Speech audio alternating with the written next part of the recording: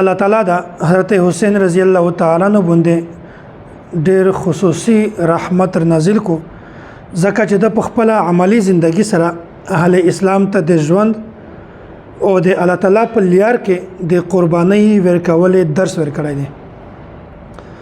دا نن سبا یو غټه المیادو چې خلک د حضرت حسین رضی الله تعالی عنہ د شهادت ول خبره ډېر په زور سره بیانوي، ډېر په کثرت سره بیانوي، همیشه بیانوي، حالانکه دغه خلاف د حضرت حسین رضی الله تعالی عنہ کمالات هدي، د اوصاف هدي، د فضایل هدي، د باطن او په ظاهر باندې زندگی هدو، د اخلاقیات دي، د تقوا او د بهادری، د سخاوت، د امانتداري، د غرنګ د نور اوصاف شته په عبادت کې، په جهاد کې، په هر میدان کې.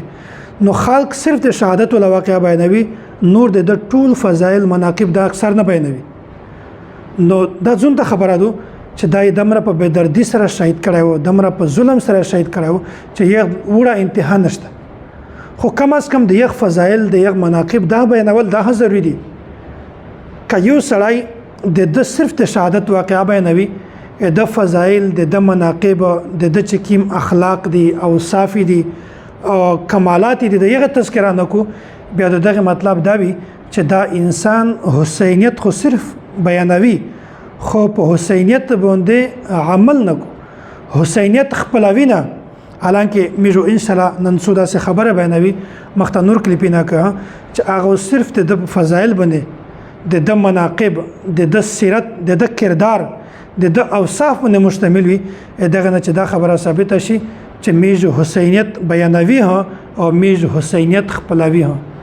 نبی علیه الصلوۃ والسلام حدیث دی الحسن والحسین سیدا شباب اهل الجنه. حضرت حسین رضی الله تعالی عنہ او حضرت حسن رضی الله تعالی عنہ دا دوه سره په جنت کې د جنتیونو سرداده، ځوانونو جنتیونو سردارون دي. نو الله تعالی څومره مقام ورکړی دی، څومره فضیلت ورکړی دی. میجو ان شاء الله په عملی جمعه کې دا خبره ثابته وي چې میجو حسینیت بیانوي ها، حسینیت خپلوي ها.